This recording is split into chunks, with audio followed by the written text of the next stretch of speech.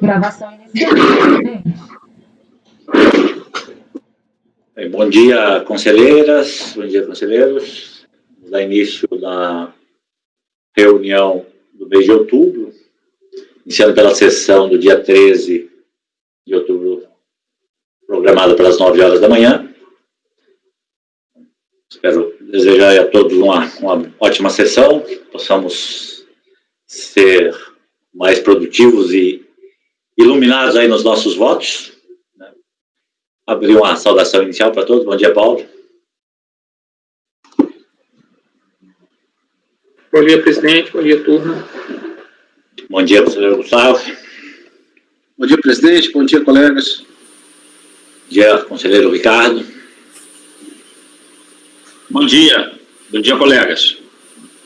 Bom dia, conselheiro Flávio. Bom dia a todos. Boa semana para a gente. Bom dia, conselheiro André. Bom dia, presidente. Bom dia a todos. Bom dia, conselheiro Cléucio. Bom dia, presidente. Bom dia, colegas. Bom dia, conselheira Fabiana. Bom dia para vocês todos.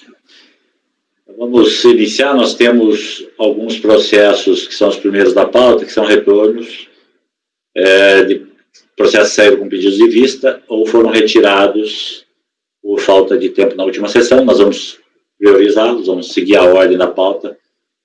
Primeiro item de retorno, processo da relatoria do conselheiro Flávio, Vila Germânia Alimentos. É o processo que saiu com pedido de vista, convertido em vista coletiva. O conselheiro Flávio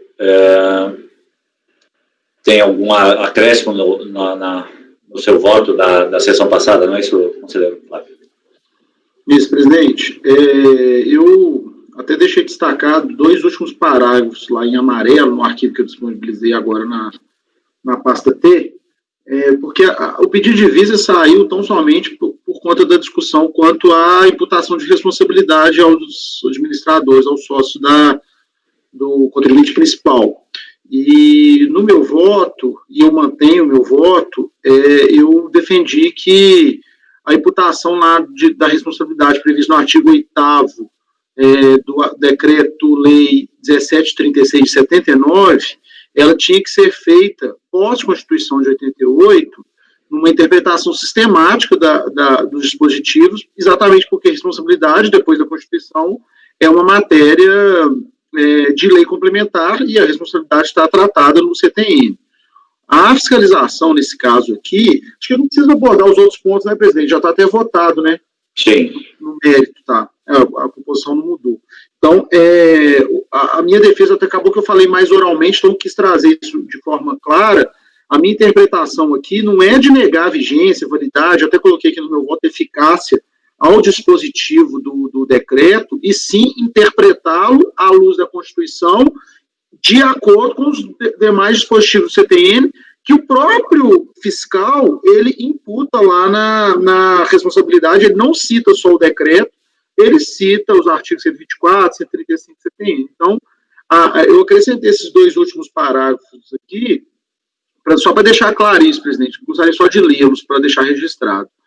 Deve pontuar aqui que, ao interpretar o disposto no artigo 8º do Decreto 1736, em conjunto com os demais dispositivos do CTN, que tratam da responsabilidade, não se está negando eficácia ao que restou previsto naquele decreto. Entende-se, nesse sentido, dentro da linha defendida pelo próprio Superior Tribunal de Justiça, que, após a Constituição de 88, a responsabilidade tributária deve ser regulada por lei complementar. Assim, o que se está defendendo no presente voto, em uma interpretação sistemática do ordenamento jurídico pátria, é que a imputação de responsabilidade solidária pelo simples fato de a pessoa constar no contrato social não é mais admitida após a promulgação do texto constitucional de 88. Tanto é assim que o próprio agente autuante indica, além do decreto 1736, os artigos do CTN para sustentar a responsabilidade tributária dos administradores da entidade. Contudo, não traz qualquer prova das condutas praticadas por aqueles administradores. Então, eu mantenho meu voto, presidente, para dar provimento ao recurso voluntário apresentado pelos sócios Alceníades Ferreira de Souza Júnior e André Grutzmacher, para afastar a responsabilidade que lhes foi imputada no auto de fração hora analisada. mantenho o meu entendimento. É isso, presidente. Ok. Só se é Alcineide, né? O que eu li? Só da Alcebiades, mas acho que é Não, Alcineide, mas tá certo aqui, tá digitado certo. Bem, o conselheiro Paulo tinha pedido vista, convertido em vista coletiva. Se trouxe algum voto vista, conselheiro Paulo? Tá na pasta já. Podemos abrir o voto aí, vista do conselheiro Paulo. Tá ao final do voto do Flávio, né? Como declaração de voto. Você pode fazer a leitura, Paulo? Tá. Como afirmado pelo relator, eu vou ler essas primeiras partes porque até relembra a gente um pouco aí, né? Como afirmado pelo relator, a atribuição de responsabilidade tributária solidária aos sócios da recorrente pelos créditos tributários constituídos embasou-se nos artigos 124, inciso 2, 128 e 135, inciso 3 do CTN, no artigo 8º do Decreto-Lei 1736 de 79. Rigorosamente, portanto, a peça acusatória faz confusão entre dois institutos, a obrigação solidária, que cuida do artigo 24, inciso 2, e a responsabilidade tributária, tratada nos artigos 128 e 135, inciso 3 do CTN. Como bem apontado, contudo, a matéria não tem sido alvo da mais precisa abordagem técnica, pois que o entendimento que predominou, mesmo no âmbito dos tribunais superiores, é o tratamento conjunto da solidariedade e da responsabilidade, seja a solidária ou a pessoal. O primeiro ponto essencial no presente caso, portanto, é analisar de que instituto se trata no artigo 8º do Decreto-Lei 1736 de 79. E aí eu transcrevo o dispositivo.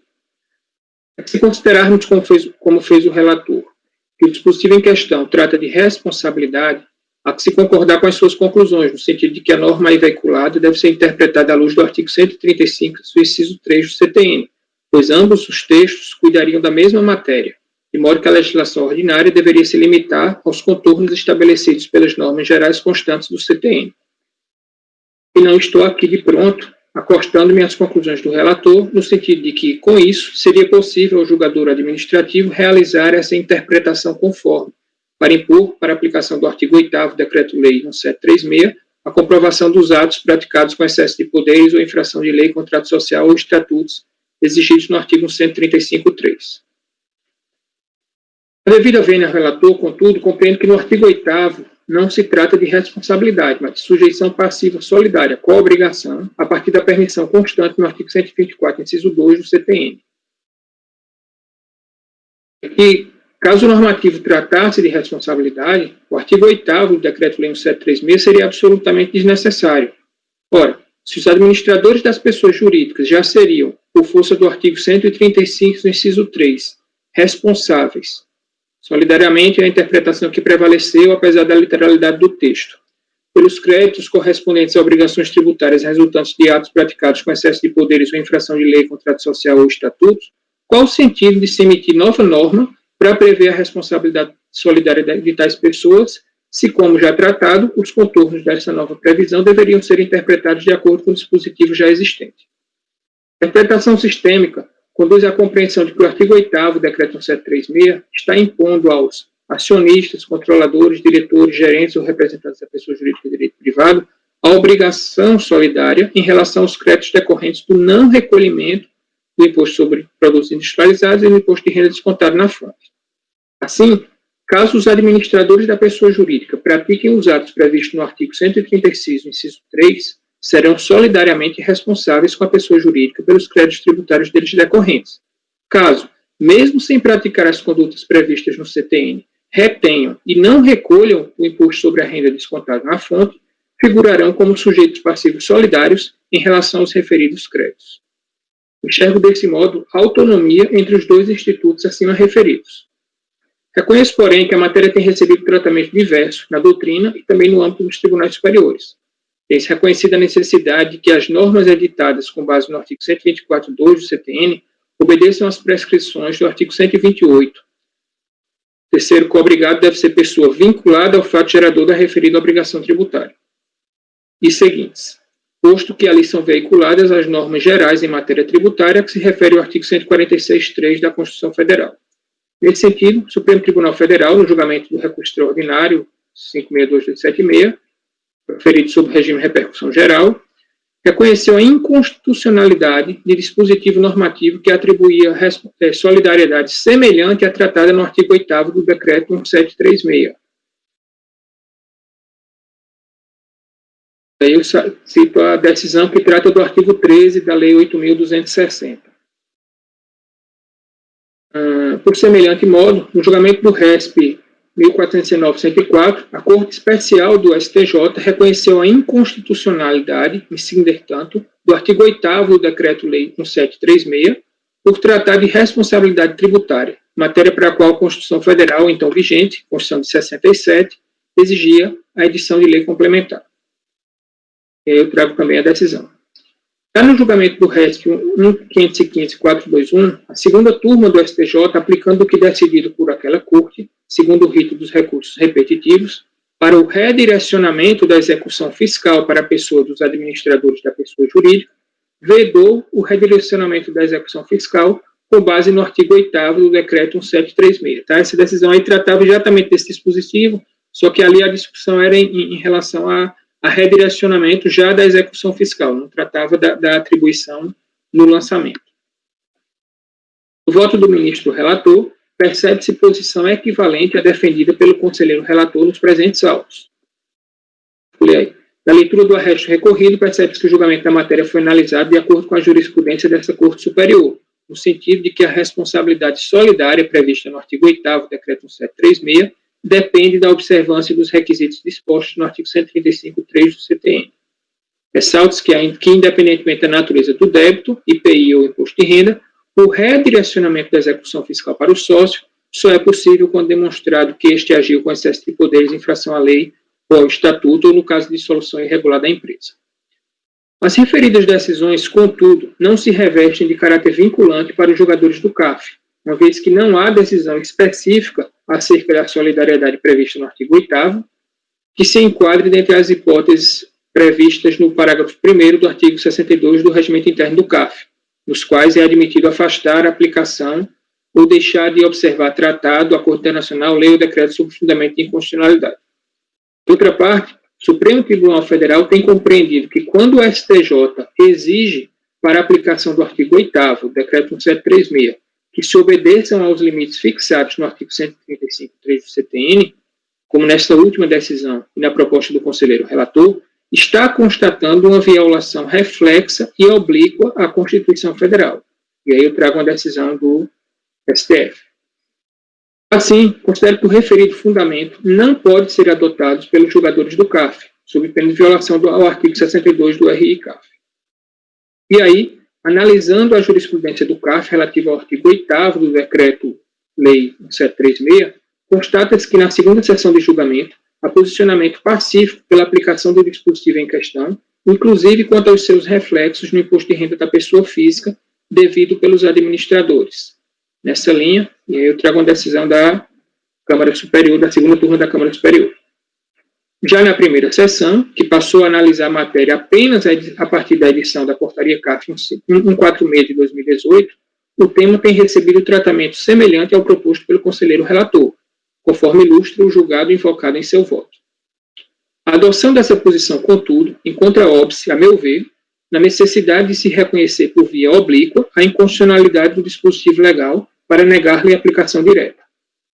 Pois bem, após esse longo arrazoado, cabe examinar como se deu nos autos, sob exame, a atribuição de solidariedade aos diretores da recorrente.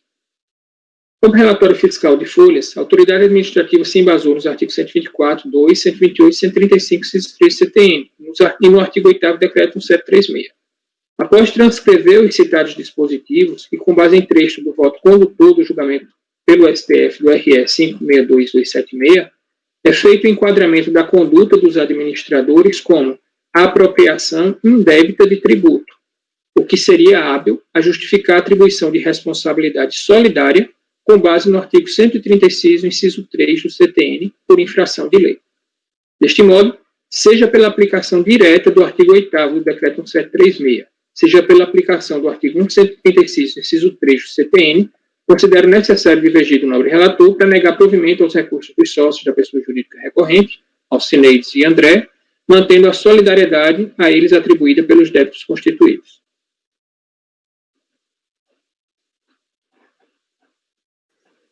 Então, Paulo abre a divergência aí no sentido de manter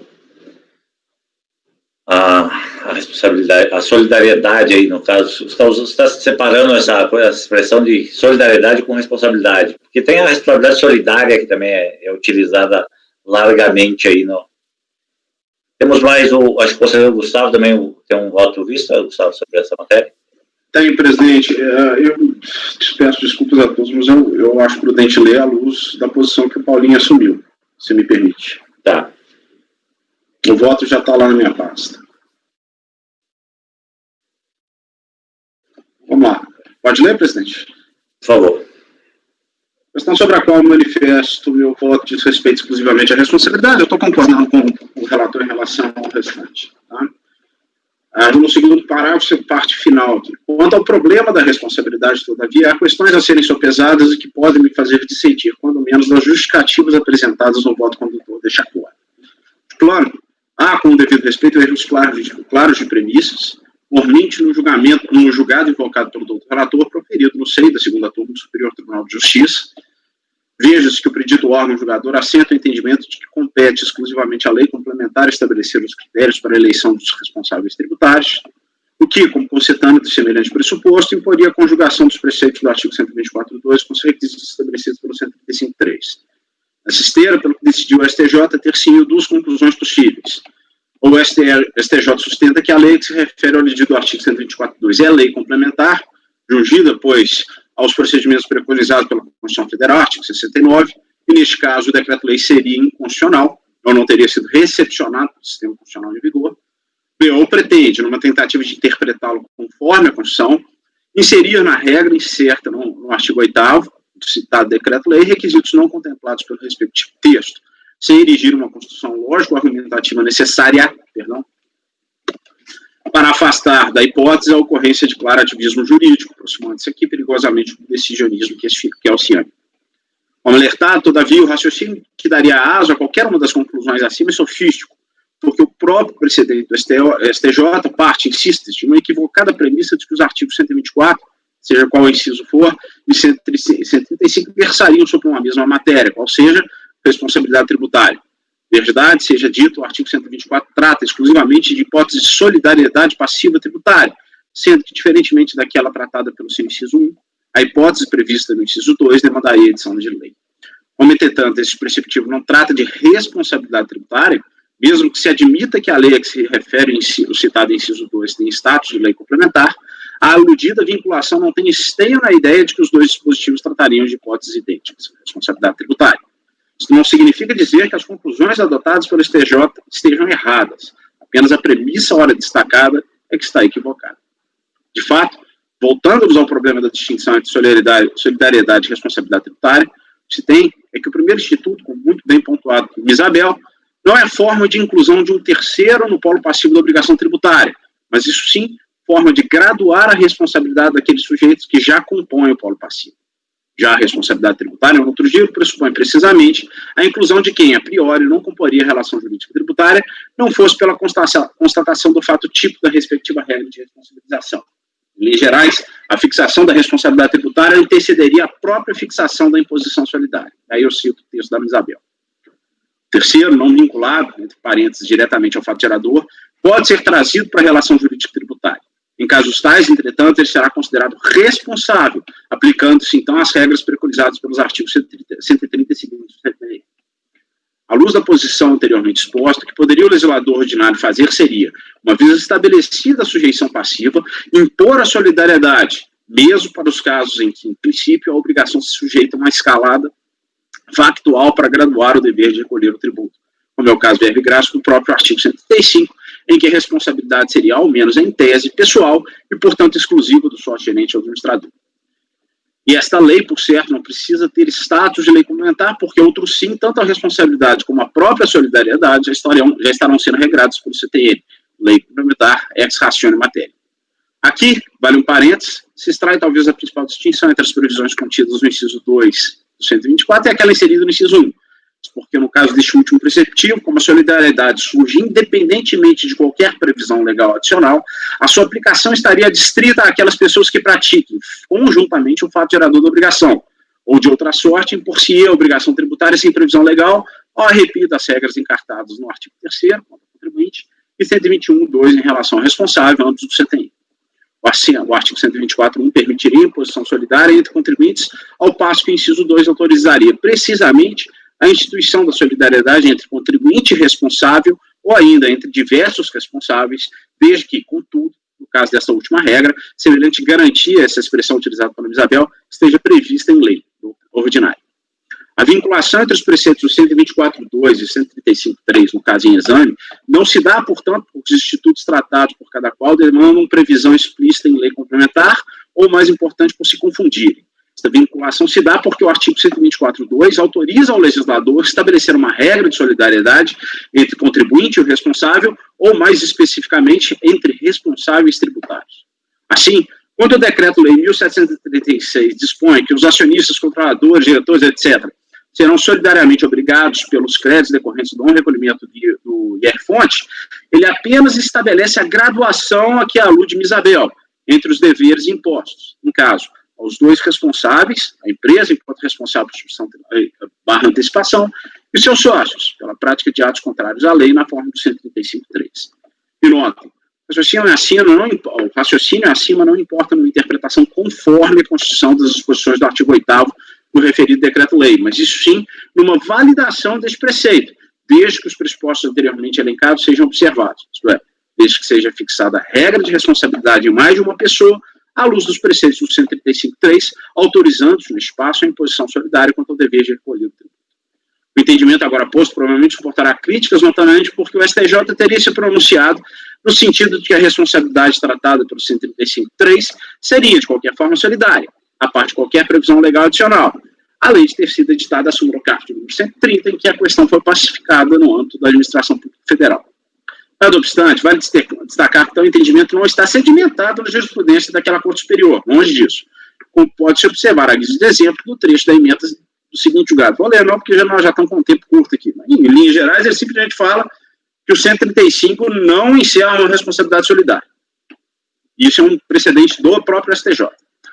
E mesmo quanto aos precedentes tomados por paradigmas suficientes para justificar a edição da súmula 130 de órgão administrativo, observa-se a adoção de fundamento que, em certa medida, corrobora o entendimento exposto por esse julgador. Desculpa.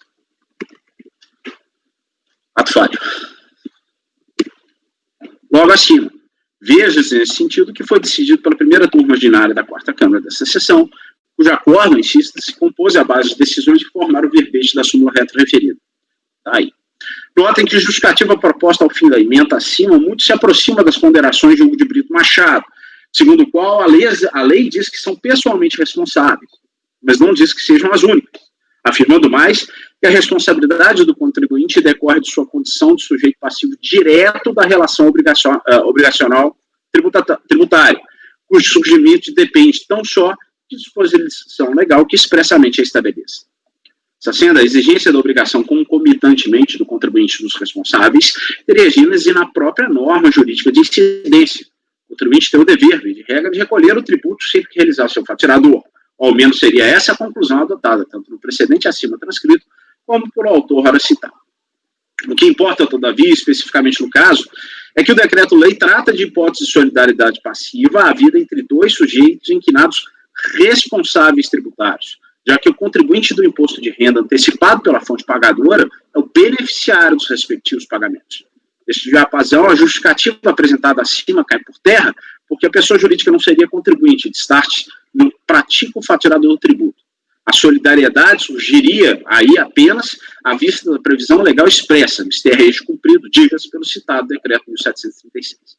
Em resumo, tanto a posição teórica externada pela fiscalização como aquela defendida pelo relator estariam, quanto às suas conclusões corretas, divergem, não só, e como já exposto, os fundamentos adotados, especialmente pelo doutor relator, às renovadas vendas. Pelo dito decreto-lei, fazendo eco às ponderações de Isabel, cumpre o papel da lei a que se refere o artigo 124.2, ao estabelecer a solidariedade entre responsáveis tributários, estes, por sua vez, assim considerados à luz do artigo 135.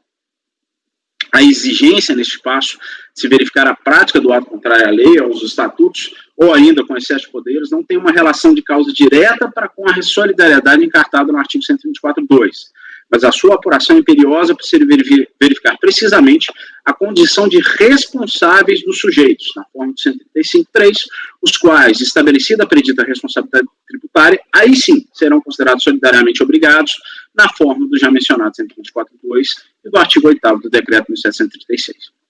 Pois bem, assentada a premissa acima, é preciso agora verificar no caso concreto se efetivamente houve uma prática de ato ilícito suficiente para responsabilizar os diretores do contribuinte e assim fazer surgir a solidariedade a que alude a regra legal em exame.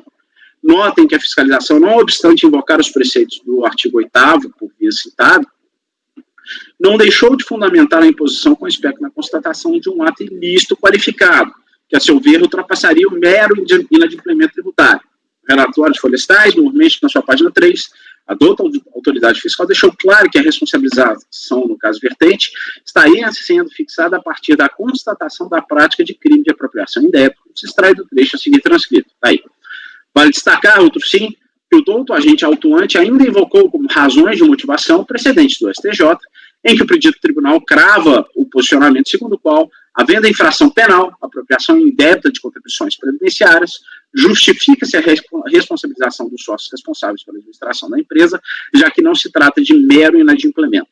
Nessa esteira, e com devida vênia ao douto relator, a responsabilização ora enfrentada não restou calcada na falta de pagamento de tributo exclusivamente, mas isso sim, na acusada falta de recolhimento de tributo previamente retido do beneficiário dos vencimentos creditados, o que tipifica, em tese, crime contra a ordem tributária e ainda o crime de apropriação indébita previsto pelo artigo 168 do Código Penal.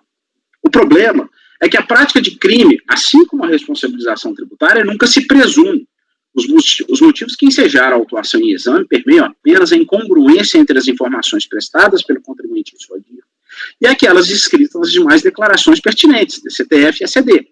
Não há, todavia, evidências, ainda que seja plausível que o fato criminoso tenha ocorrido,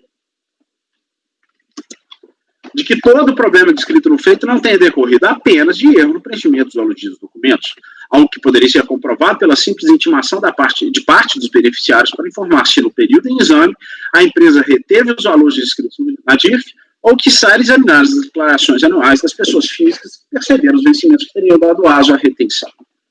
Por certo, a situação descrita em abstrato nas normas penais anteriormente tratadas seria melhor investigada pelo Ministério Público e poderia realmente comprovar a ocorrência dos crimes ali referidos. O fato é que, até o momento, o que existe é apenas a constatação de que a empresa declarou valores incongruentes em sua escrita fiscal. Não bastava, pois, acusar a ocorrência potencial do crime de apropriação indébita. Era necessário efetivamente comprovar a sua materialização para que o ilícito qualificado mencionado pela TVF pudesse justificar a imputação da responsabilidade tributária em exame e, consentaneamente, com espectro nos preceitos do artigo 8º, impor a solidariedade passiva tributária aos sujeitos passivos identificados no feito, a pessoa jurídica e seus sócios. Portanto, ainda que por fundamentos distintos daqueles adotados pelo relator, voto por dar provimento ao recurso voluntário apresentado pelos sócios, a fim de afastar a sua responsabilidade, tal como imposta, e ato contínuo considerar inocorrente a hipótese de solidariedade preconizada pelo artigo 8º. E o conselheiro Gustavo, então, ele, por outros fundamentos, acompanha o relator no sentido do provimento. Alguém mais fez algum tipo de voto escrito, vista? Paulo, pode falar?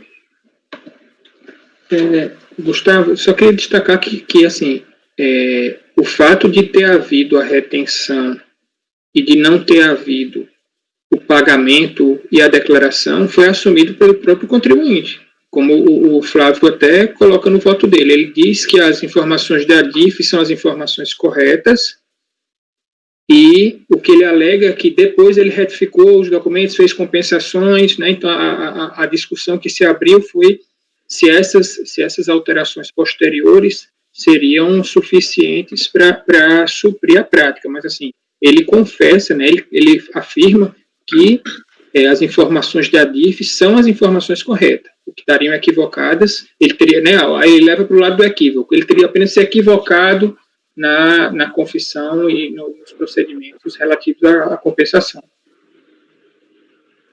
Tá, Paulo, mas vamos lá, o auto de infração, ele já parte desse pressuposto, né?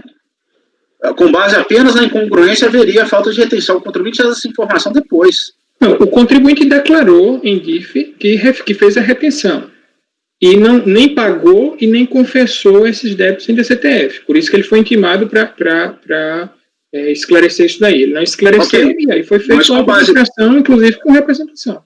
Pois é, mas com base apenas nas informações investigativas que deram ensejo ao lançamento tributário, o que havia ali é incongruência entre informação prestada em DIF e DCTF.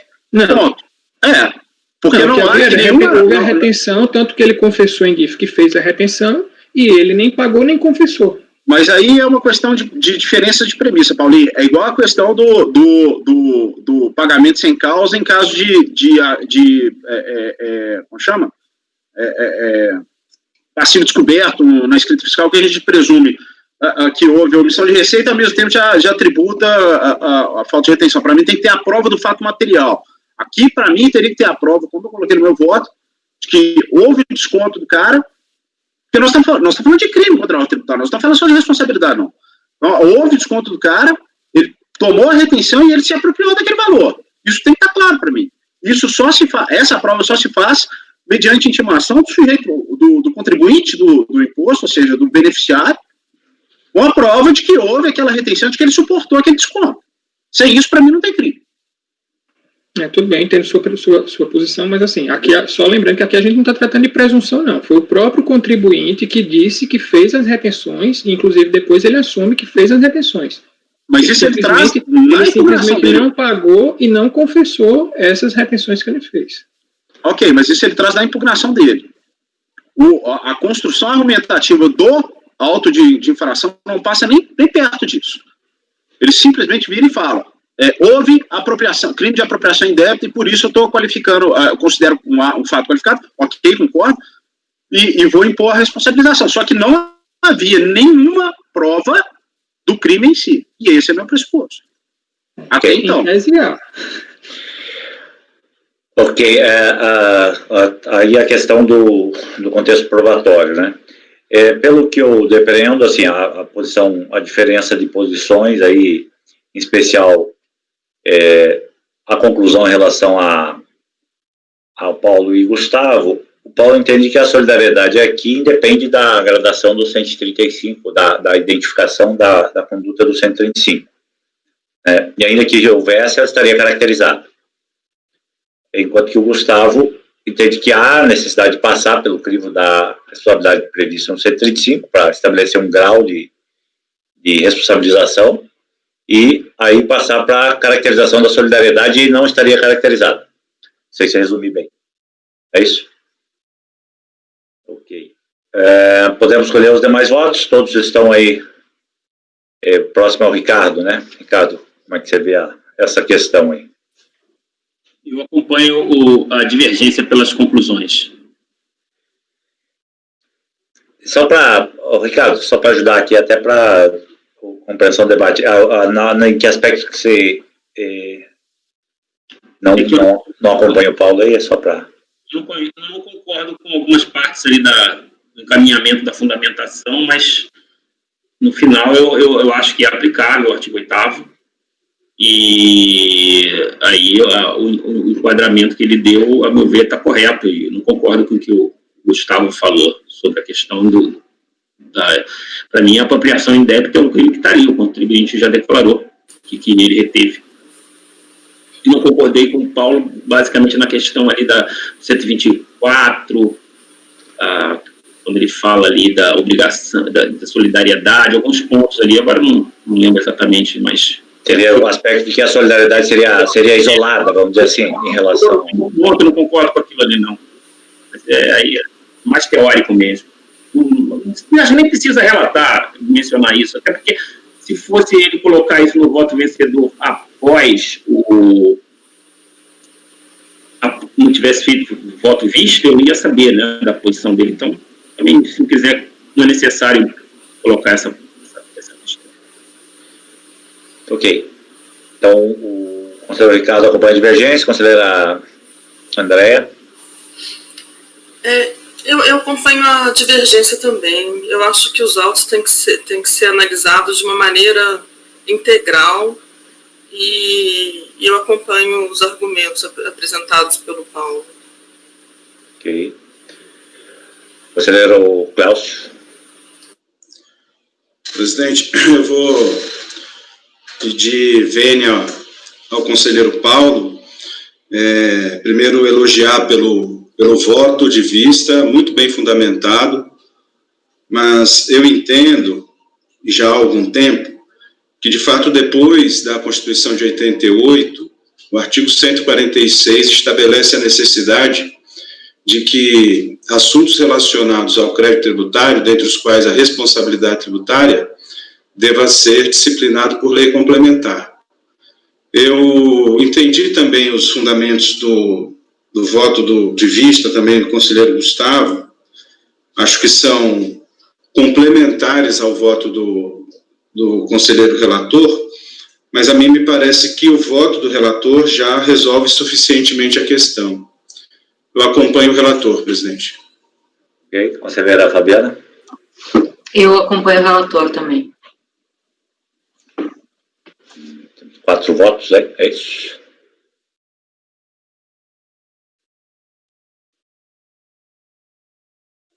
Eu estou tendente a acompanhar a divergência nesse caso.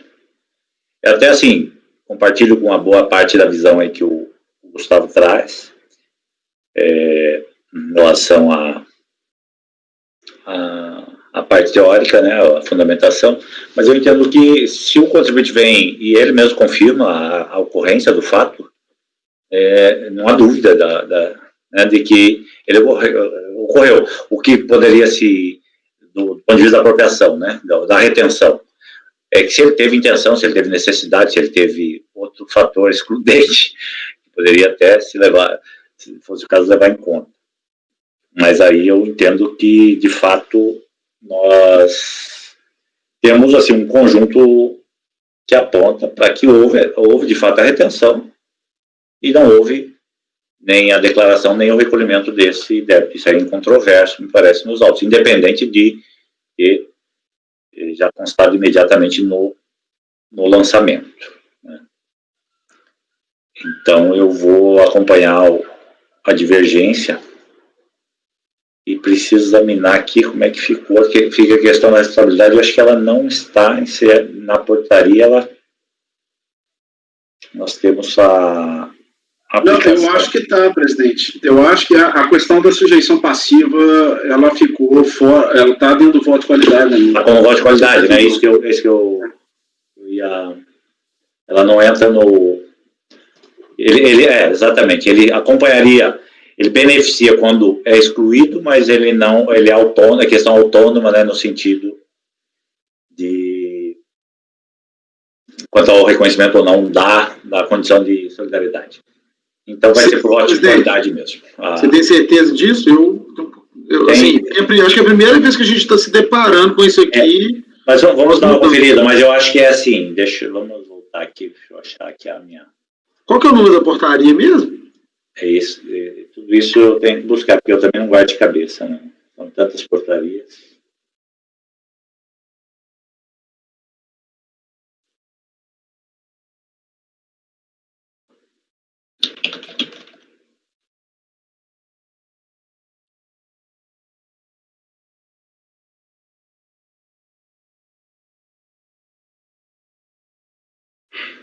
R$ 260, do Ministro da Economia. Que número? 260, eu acho. Já é ela mesmo, já achei ela aqui, só estou lendo. Sim, 260.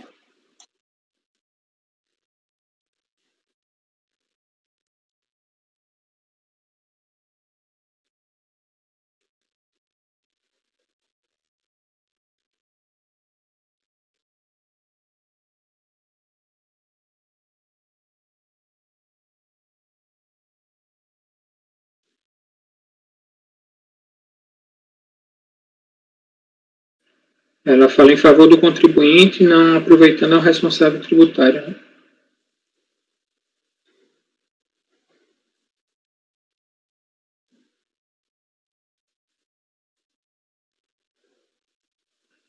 Só quando é exonerado o crédito tributário, aí aproveitaria.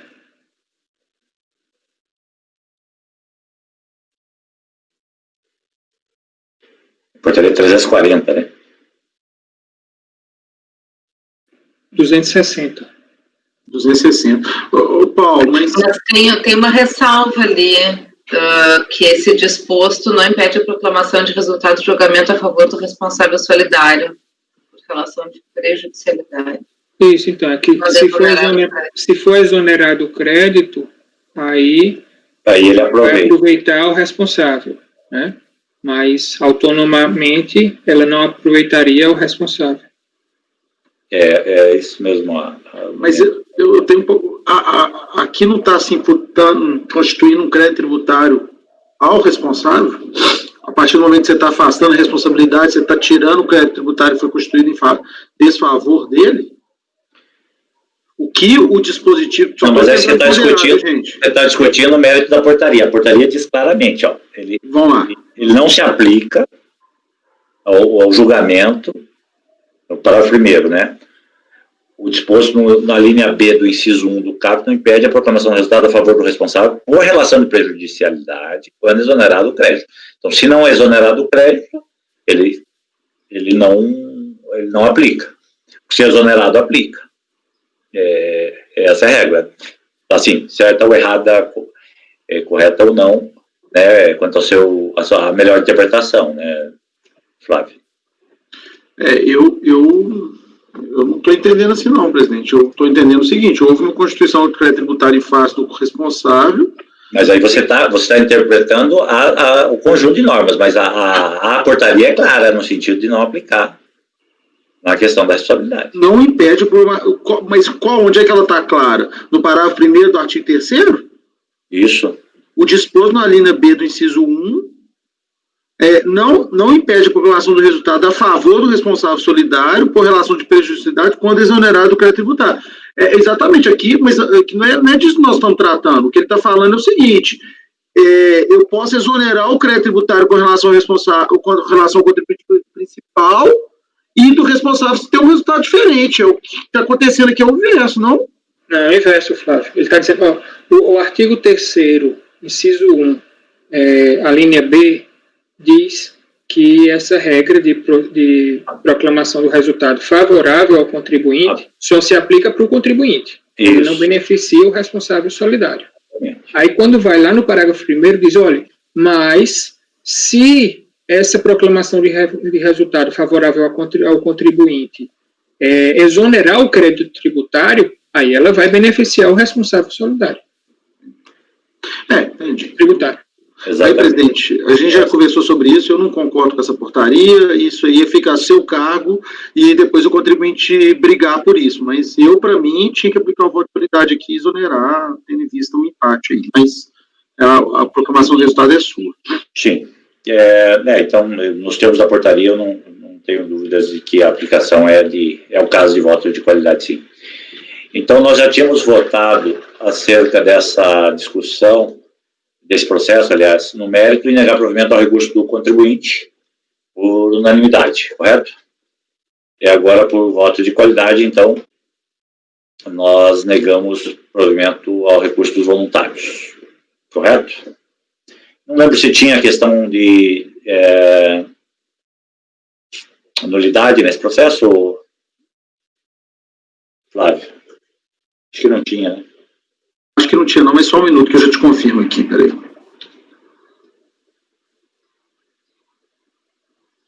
Tem não, presidente, é só uma defesa lá de mérito, que ele fala até uma questão de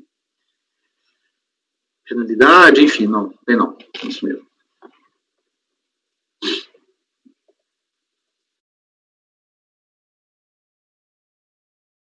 Gustavo, você vai apresentar voto? A declaração está pronta. Eu vou, né, Flavinho? Até para expor minha posição, porque ela diverge um pouquinho do seu, entendeu? É só para eu deixar aqui anotado para eu... Se você quiser já pegar meu voto de vista aí, já fica pronto, é só você mandar bala. Não, mas a gente tem que fazer o trâmite lá, né? O voto vencedor ficará o do Paulo, né?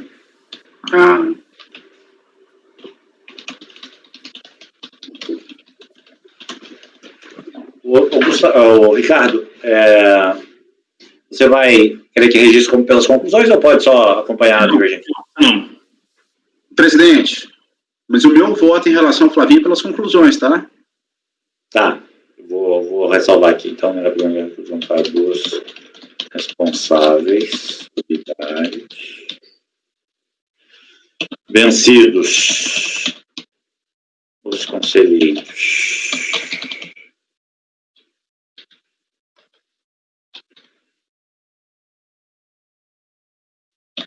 Flávio, relator, Gustavo, que votou pelas conclusões,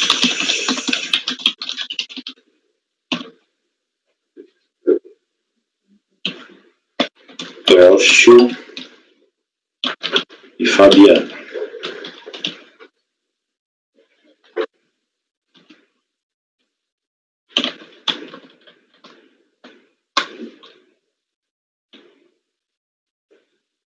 Então, designado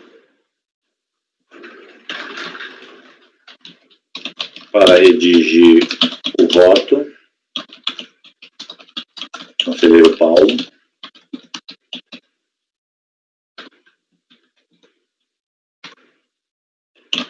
E o conselheiro Gustavo apresenta a declaração de voto, né?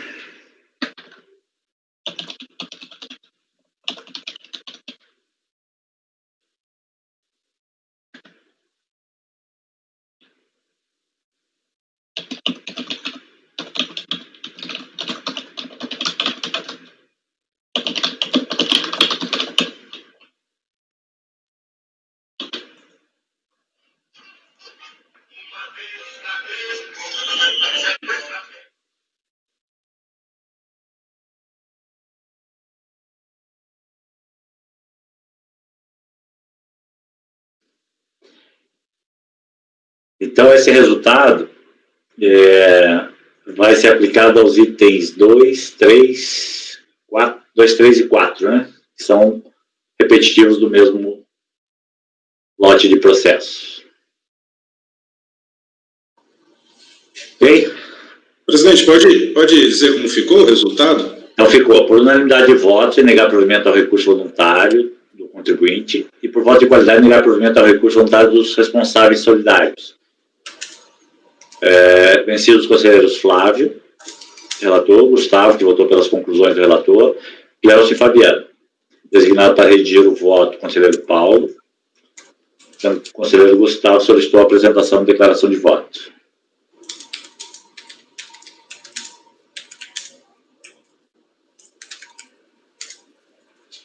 Obrigado.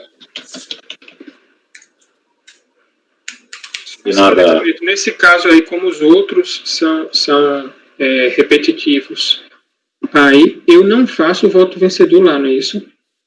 Não, eles que vão fazer a junção dos votos. Eu não vi esse caso aí. Aconteceu isso recentemente, né? Aconteceu exatamente. Eu fiquei como redator e aí me avisaram que eu não faria o dos outros, dos repetitivos. Os repetitivos são feitos pelo CEPOD. E aí vai sair no seu nome. Sai no meu nome. Ok? Então, temos outro item, o item 5. Cuidar e serviços, assistência e apoio da relatoria do conselheiro Ricardo. Também tivemos um pedido de vista, convertido em vista coletiva. Putz, desse eu não lembrei de jeito nenhum. Não lembrou?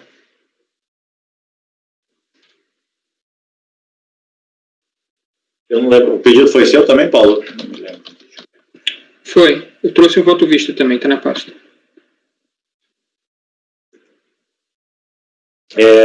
Só para lembrar, o conselheiro relator votou por negar provimento ao recurso. Né? Quer lembrar brevemente essa discussão, Ricardo? Ou o Paulo faz essa contextualização? Deve fazer, né, Paulo? Se quiser, no meu voto eu faço uma contextualização. Eu ia passar só para as conclusões, mas quer fazer ou pode deixar para o Paulo fazer isso, Ricardo? Já no voto. Eu só queria informar que eu adicionei um parágrafozinho aqui no final do meu voto, tá? Botei na pasta e ficou ali no trecho em amarelo, porque alguém falou que eu teria dito no meu voto que, e realmente parece que estava dando esse entendimento de que nós só estamos vinculados a decisões judiciais no caso de recursos repetitivos e repercussão geral. E aí eu incluí esse trecho aqui. É certo, porém, que haveria vinculação se o pronunciamento tratasse de ação judicial proposta pelo mesmo sujeito passivo e com o mesmo objetivo do processo administrativo. Seria o caso, então, de se aplicar a súmula CARF número 1 e reconhecer a renúncia à instância administrativa.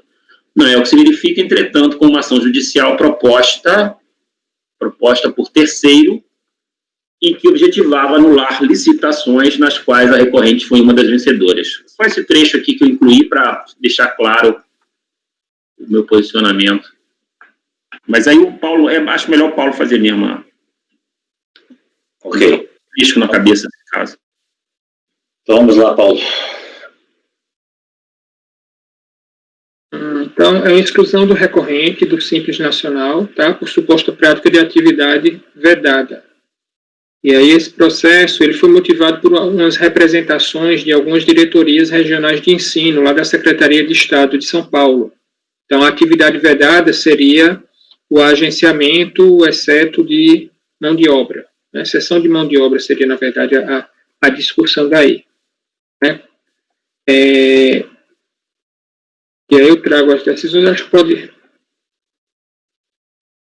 Na verdade, a representação foi por esse agenciamento aí, exceto de mão de obra. Só que o despacho decisório ele reconhece que os serviços prestados pela recorrente caracterizariam cessão ou locação de mão de obra. E aí são elencadas as razões. Vou passar direto. O cerne da discussão, portanto, é analisar os elementos de prova trazidos aos autos pela autoridade fiscal e pela recorrente, a fim de concluir se os serviços por ela prestados podem ou não ser enquadrados como cessão ou locação de mão de obra. Tá? E aí eu estou concordando com o relator que, pela discriminação dos serviços, eles são cessão de mão de obra.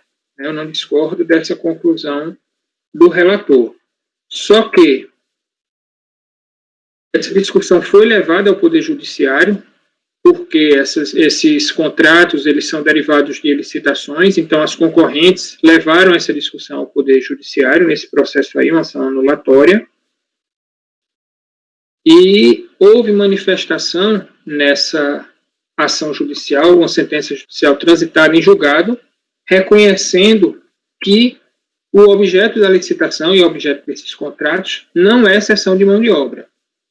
Então, eu estou me curvando a essa decisão. Eu concordo com o que o Ricardo colocou, inclusive agora, né, que se houvesse a identidade aí de objeto e a identidade de partes, teria havido a renúncia à instância administrativa, mas aí não é disso que eu estou tratando, porque se fosse o caso, a gente nem poderia se manifestar quanto ao processo. Mas o que eu estou entendendo é que há um pronunciamento judicial irrecorrível que diz que esses contratos não tratam de cessão de mão de obra. Né? A minha divergência aí em relação ao relator é só em relação a essa questão que ele acha que não houve pronunciamento em relação a esses contratos específicos, mas eu entendo que sim, a licitação foi a mesma, esses contratos são os mesmos contratos. E aí eu estou me curvando à decisão judicial. Vocês precisam ler. Eu fiquei com uma dúvida só em relação ao qual seria o objeto dessa ação judicial. Qual foi o objeto? Essa ação judicial, as concorrentes, essa empresa, que a contribuinte aqui, a recorrente aqui, ela participou de licitações promovidas pela Secretaria de Estado de São Paulo, de Educação do Estado de São Paulo, venceu essas licitações para prestar esses serviços que são objeto da controvérsia, que seria ou não cessão de mão de obra. E aí as concorrentes dela entraram com essa ação anulatória, alegando justamente que ela era do Simples Nacional e que, portanto, não poderia se beneficiar prestar aqueles serviços e se beneficiar desse regime. Tá? E as representações que foram feitas para a Receita e que causaram a exclusão do Simples Nacional também foram nesse sentido. Os próprios órgãos administrativos lá do Estado de São Paulo, eles representaram a Receita Federal apontando essa situação. Olha, ela está prestando serviço aqui, que é a cessão de mão de obra, mas ela é do Simples Nacional, ela não pode, por favor, tome as providências. Então, esse processo aqui ele é uma resposta a essa provocação que foi feita pelos órgãos do Estado de São Paulo. E eu concordo plenamente. Na minha visão, pelo menos, é cessão de mão de obra. Só que eu me vejo diante de um pronunciamento judicial irrecorrível dizendo que não é cessão de mão de obra. E ela estava analisando esses contratos específicos, esses serviços específicos. Tá? Então, a minha posição é essa. Eu estou dando provimento ao recurso voluntário por força desse pronunciamento judicial. Inclusive, a conclusão é no sentido de que, diante de não ser a cessão de mão de obra, é possível a contratação por empresa do Simples. É essa última frase aqui, é isso mesmo? Se a prestação se requeria... É que, na verdade, o que é que acontece? Há uma previsão, acho que na própria Lei 123, ou em alguma resolução do Comitê Gestor, que diante de uma situação dessa, de licitação, onde a empresa é optante pelo Simples Nacional, e ela vai concorrer a uma licitação onde o objeto é uma atividade vedada, que ela não estaria impedida de concorrer. Ela pode concorrer, só que ela tem um prazo para sair do Simples Nacional e, né, ela vai apontar que está desenvolvendo atividade vedada e vai ingressar em outro regime. Então, havia essa primeira discussão aí se ela podia ou se não podia concorrer. Né? Então, foi afastada essa impossibilidade dela concorrer, então não seria o caso de anular a licitação, só que há o pronunciamento judicial especificamente em relação aos serviços que estão sendo contratados. Então, você vota por dar provimento.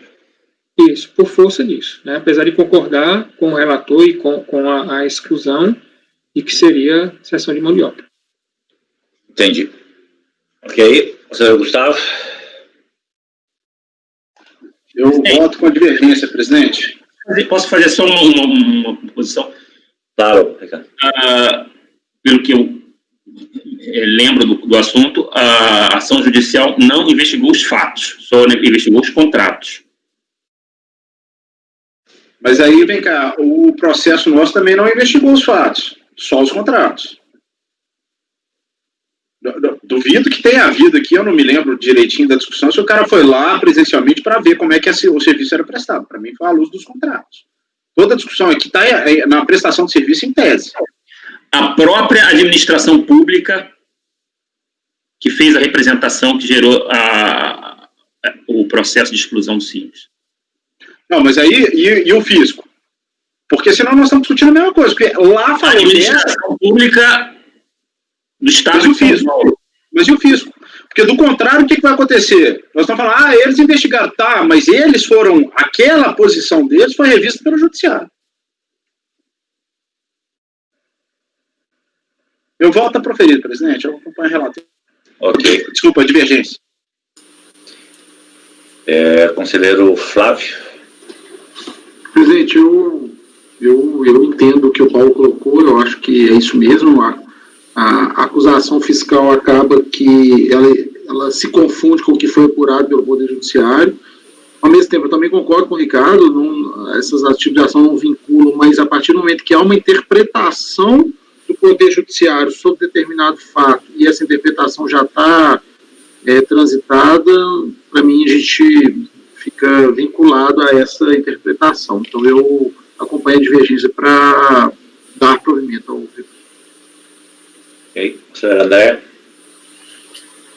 A minha tendência inicial também seria acompanhar o relator, mas diante dos fatos apontados na divergência, eu acompanho a divergência. Ok, conselheiro Cláudio.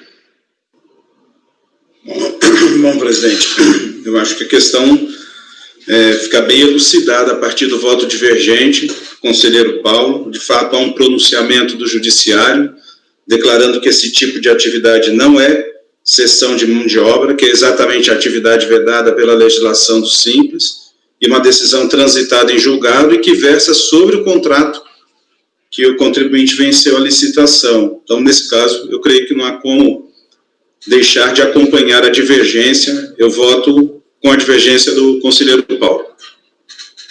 E aí, conselheira Fabiana? Eu também acompanho a divergência. Eu estou tentando, dando uma olhadinha aqui na decisão. O Ricardo, ele adotou a decisão da DRJ, né, Ricardo? Eu acho que eles acabam fazendo um juízo de valor aqui da situação da contratação em si e como é que se daria essa relação dentro das escolas e que caracterizariam, no entender da decisão, a cessão de mão de obra. Mas realmente diante da duas análises, vamos dizer, tese, né, dos fatos, e eu acho que aí tem razão a observação do Gustavo, no sentido de que o contrato foi a essência da análise. Diante dessa decisão, eu vou acompanhar a divergência também de Vênia para o Ricardo, porque, sei lá, certo ou errado, tem uma decisão transitada em julgado aqui, eu vou dar meu voto no sentido de privilegiar a decisão do Poder Judiciário, ainda que a discussão tenha sido levada de forma indireta para lá, né? Então, vai ficar por maioria de votos em dar provimento ao recurso, vencido o conselheiro Ricardo, designar o Paulo, que já fez o voto do visto. Aí, Paulo, para formalizar? Fazer só o registro. Nesse caso aqui não tinha, acho que, nenhuma alegação de nulidade também, né, Ricardo?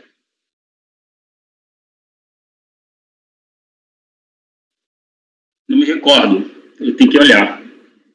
Parece que não. Deixa eu olhar aqui. Pelo andar aqui do seu voto, que transcreve a...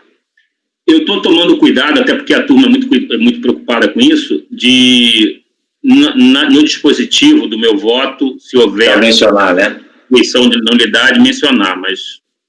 não acho que não teve mesmo.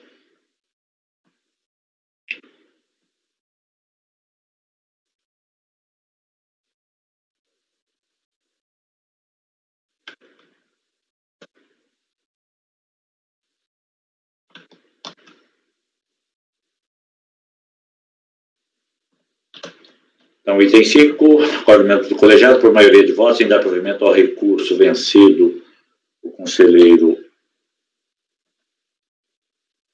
Ricardo, que é o relator, que votou por negar provimento.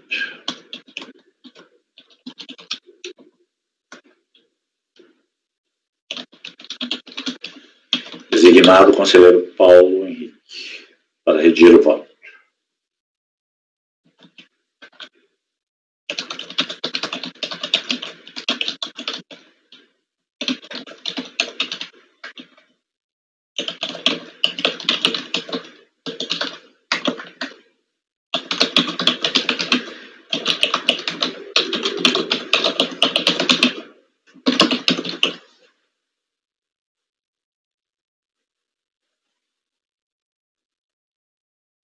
Bem, vamos seguir então a pauta. Item 6, Duratex. Relator conselheiro Gustavo. Também é processo que retorna da sessão anterior, por falta de tempo, nós não conseguimos julgar. Esse voto não foi apresentado ainda, né, Gustavo? Não foi não. Vamos lá? Vamos lá. É uma compensação de saldo negativo relativo ao ano calendário 2003.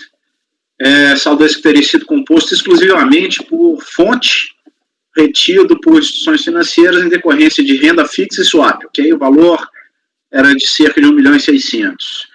A unidade de origem reconheceu parcialmente esse crédito, homologou parcialmente as compensações, no valor de 1.500.000, sobrando aí, então, uma importância de pouco mais de R$160 mil em discussão. A autoridade administrativa, não obstante ter considerado comprovadas as retenções, verificou uma divergência entre os montantes totais de rendimentos informados pelas fontes e aqueles declarados pela empresa em sua DIPJ, linha 24, ficha 6, em que se vê um valor total de receitas levadas à tributação da ordem de 7 milhões, assim, conforme as regras encartadas no artigo 2, tal, da 9.430, peraí que eu me perdi.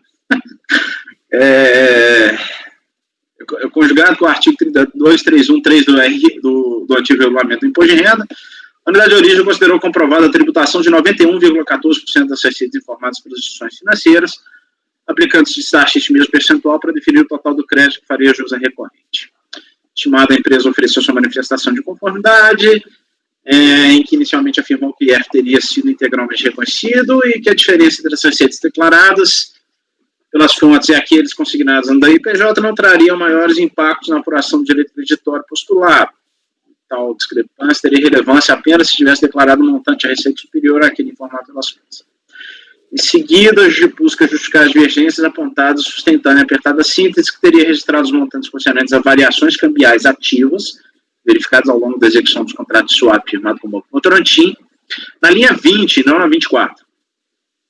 Trazendo em adição cópia de sua razão para fazer prova de sua alegação. Ao fim, sustenta ter levado a tributação a totalidade das receitas do IR que formou seu saldo. O Estado se pronunciar sobre o caso, a DRJ apenas reforçando as ponderações já destacadas pela unidade de origem, ou bem julgar improcedente a manifestar a discussão de conformidade, aí é a emenda. O contribuinte interpôs seu recurso, insisto nos meus argumentos de sua defesa, mas particularmente quanto ao problema das divergências entre as receitas declaradas pelas fontes pagadoras e aquelas lançadas no DIPJ, traz cálculos mais elaborados para tornar mais clara a sua situação e que entende explicaria tais diferenças. Esse é o relatório, presidente. Posso voto? Eu estou propondo uma resolução, tá? Já adianta. Estou conhecendo o recurso. De antemão, afasta-se a correção da alegação da empresa quanto à relevância das diferenças apontadas. Eu preciso ler isso aqui, gente. Acho que eu posso ir mais ao ponto que eu justifico a propostura da resolução. Já no que tange o segundo argumento das leis pela recorrente, a priori, há de fato uma coerência até mesmo palpável. O segundo argumento diz respeito ao erro de colocação das receitas entre as linhas 24 e 20, tá? Sendo certo que as provas até aqui trazidas, em certa medida, demonstram praticamente essa coerência. Perfeito? Desde a primeira oportunidade, a empresa afirmou que registrou as variações cambiais ativas decorrentes dos ganhos percebidos nos contratos com o Banco Votorantim na linha 20 e não na linha 24 da ficha A da sua DIPJ, 6A.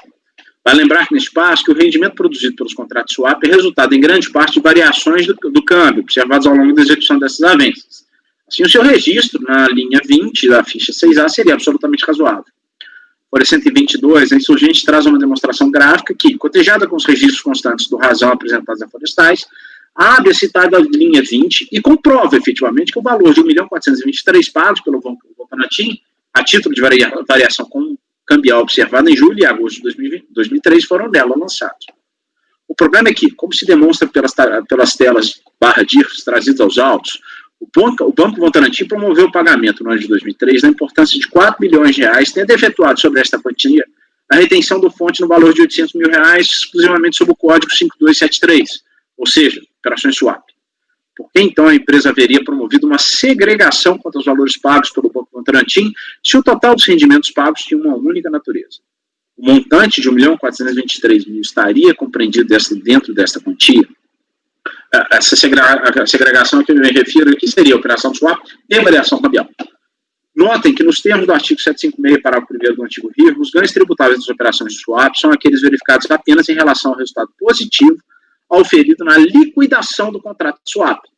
Os dois contratos trazidos ao feito tinham prazos de duração superiores a um mês, inclusive com previsão expressa de pagamento fixada para a data final das aludidas avanças, isso é, quando da sua liquidação.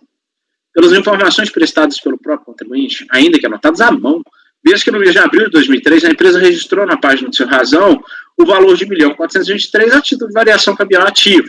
Ora, o chamado termo de negociação de número tal previa como data de sua liquidação e, portanto, quando seria efetivamente pago o rendimento, no mês de novembro de 2003, ao passo que o termo negocial, vamos ver aqui que não existe,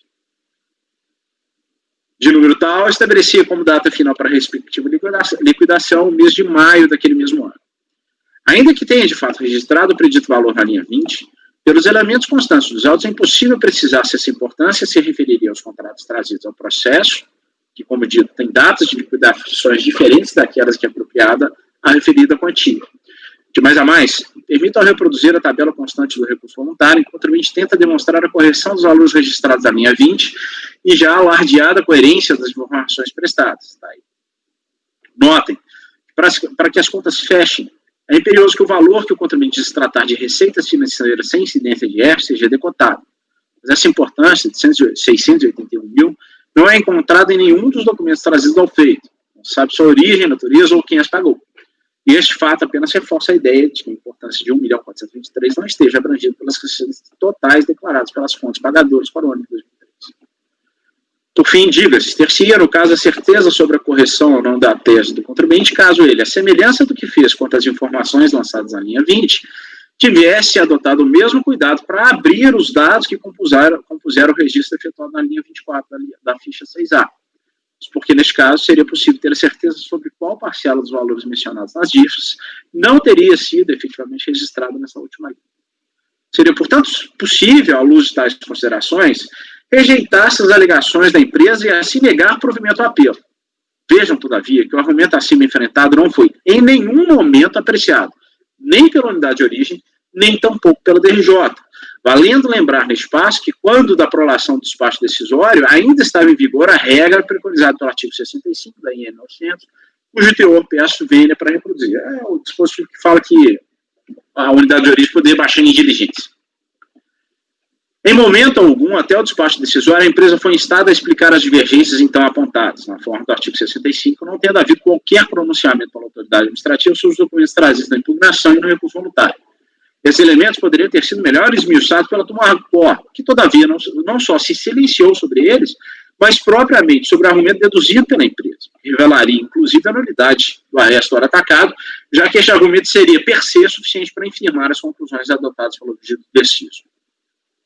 O relator sempre se pronunciou de forma rígida sobre o momento processual admitido para a instrução completa do feito, recusando, por vezes, a flexibilização das regras já encartadas no artigo 16, parágrafo 1º do decreto 7235. Mais que isso, sempre me posicionei contra o uso das diligências mencionadas pelo artigo 18, mesmo como normativo reto, para produzir novas provas.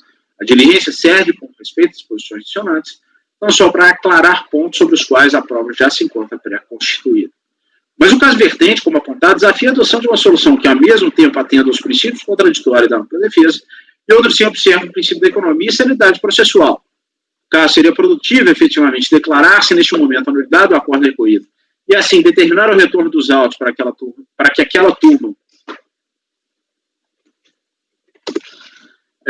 se pronuncie sobre o argumento a que estava compelida a examinar.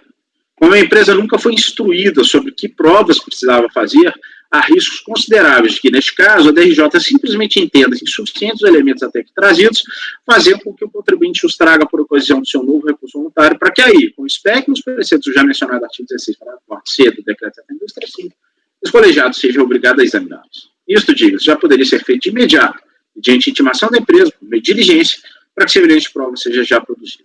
Assim, e para respeitar a celeridade processual, voto por converter o julgamento em diligência, a fim de solicitar à unidade de origem que, intime o contribuinte a apresentar, caso os tenha, os informes de rendimentos pedidos pelas instituições financeiras, a fim de verificar se lá há quaisquer referências a rendimentos isentos, tratados na tabela confeccionada pelo contribuinte reproduzido acima. B.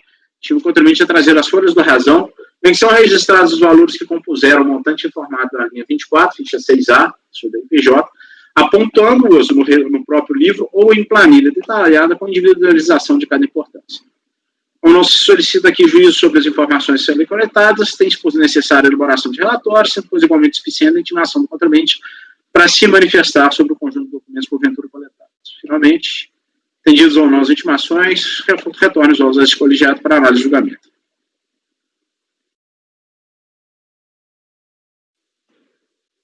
Ok. Então, você só está solicitando uns complementos de informações aí para concluir a análise. O relator até aventou a hipótese de proclamar a nulidade da decisão recorrida, mas achou mais produtivo e eficiente solicitar esses documentos complementares, até porque eles não estariam nos autos mesmo, devolver a DRJ acabaria ensejando um retorno que sai igual, né, da situação. Então, a proposta de conversão em diligência nesse processo. Conselheiro Paulo.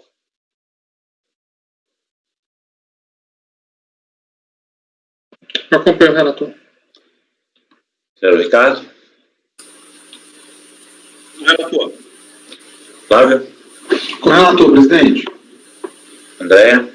Com o relator, presidente. Lélcio. Gustavo, só para corrigir seu nome lá no final do voto, que está digitado errado. Eu acompanho o relator. Consegui errar meu nome. É digitando rápido, né? Conselheira Fabiana. Eu acompanho o relator também. Também acompanha. Então, por unanimidade de votos, o colegiado resolve converter o julgamento de diligência em relação ao item 6. Item 7 é da mesma empresa, mesma situação, ou tem diferença? É diferente, presidente. Então, vamos lá.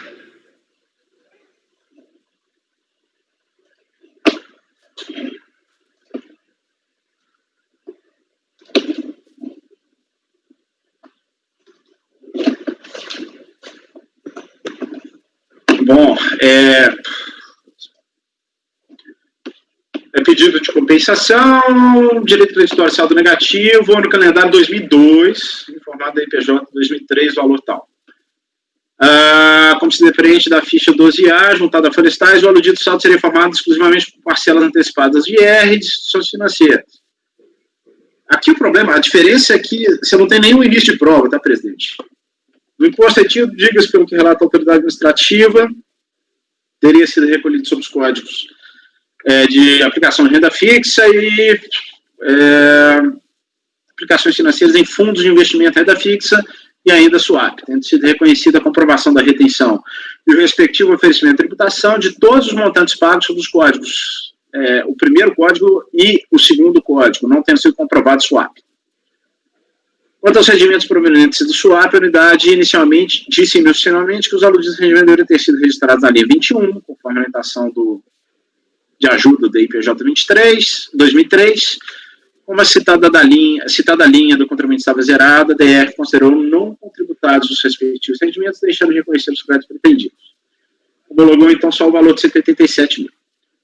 A contribuinte apresentou a folhas a sua manifestação, em que, objetivo e resumidamente, sustentou no primeiro momento que o despeito de recolhido sob o código 5273, as aludidas operações seriam mistas e não exclusivamente decorrentes de operações swap. Os contratos contemplariam, conjuntamente com essas operações financeiras, outros tipos de obrigações que ensejam rendimentos de renda fixa. Demais disso, afirmou que parte das operações se refeririam a mútuos e que, a par da falta de registro na linha 21, todos os rendimentos que deram causa ao IF, que compuseram seu saldo negativo, foram devidamente registrados no DPJ. Para tanto, apresentou uma planilha demonstrativa em que pretensamente apontaria os locais da DIPJ onde os rendimentos teriam sido lançados, além de registros contábeis e documentos bancários detalhados em tabela juntada a florestais, que dariam conta de seu oferecimento de tributação.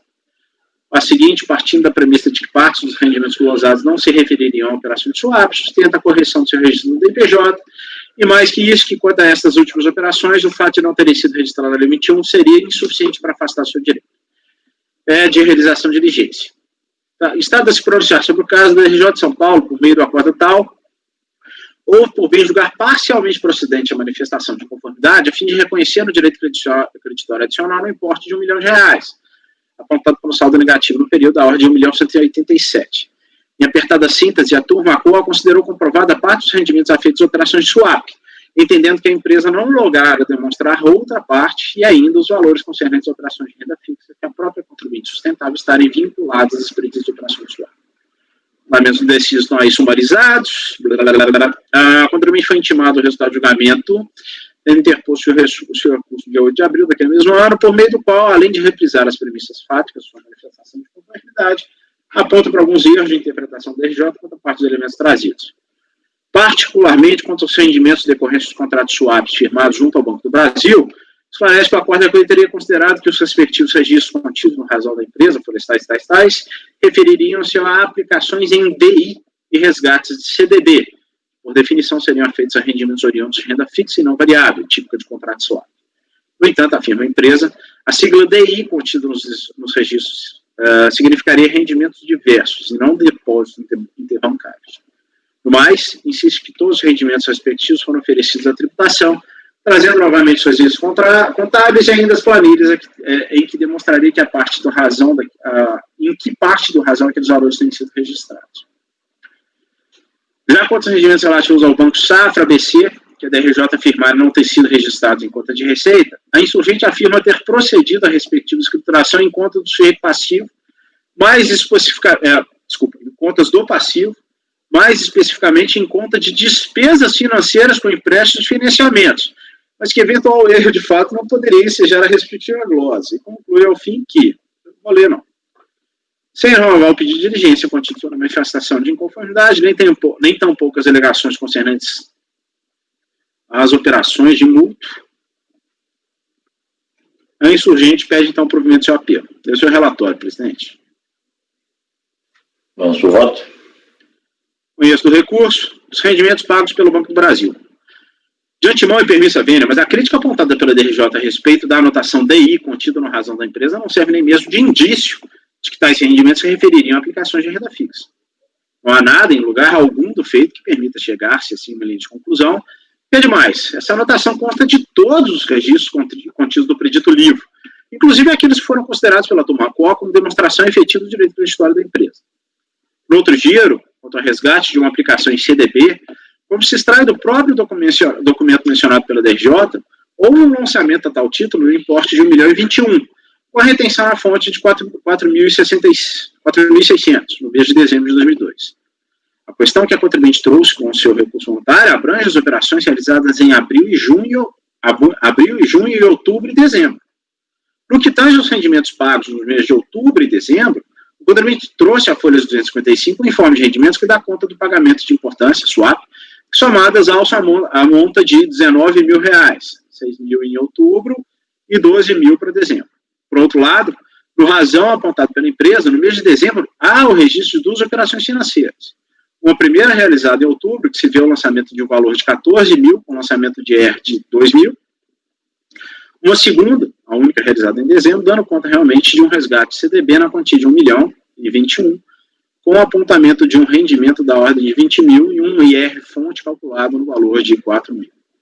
Nenhum destes valores são identificados no informe de rendimentos apresentado pela empresa, sendo certo que o resgate CDB, de fato, não se enquadraria nas parcelas do rendimento cujo IRF se pretende seja apropriado para a composição do saldo negativo intestino.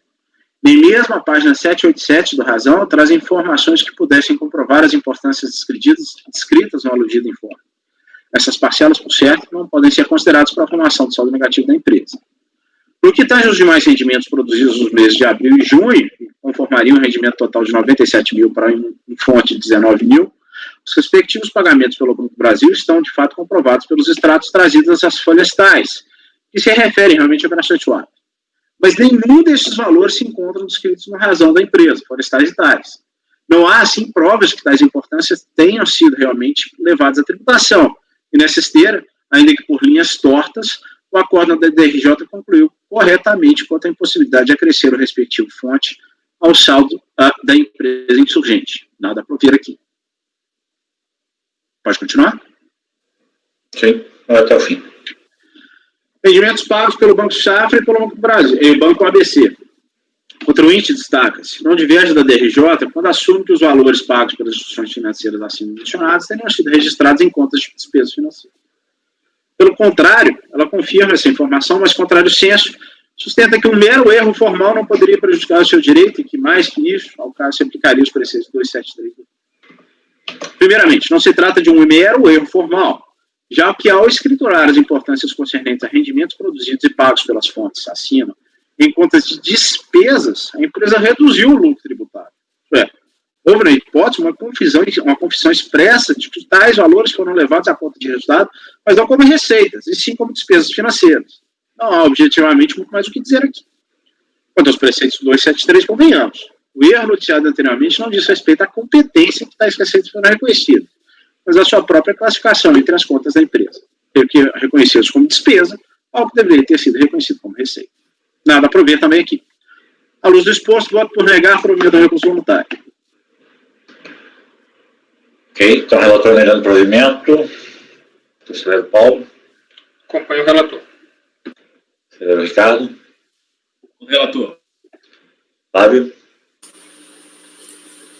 Relator, presidente. Andréa. Acompanho o relator, presidente. Cláudio. Também acompanho o relator. Fabiana. Acompanho o relator. Também acompanho o relator. Então, item 7, colegiado por unanimidade de votos. Voto por negar provimento ao recurso voluntário. Próximos itens seriam 8 e 9, teremos acompanhamento do patrono. Proponho a gente fazer um intervalinho, enquanto o apoio, uns 5 minutos aí de intervalo. O apoio já faz o contato com o patrono, ver se ele está na sala de espera. E a gente retorna 5 minutos aí só para a gente tomar uma aguinha, ok? Ok, presidente. Peço ao apoio para suspender a gravação e já adiantar o contato aí com o patrono. Na sequência ele já entra na acompanhante.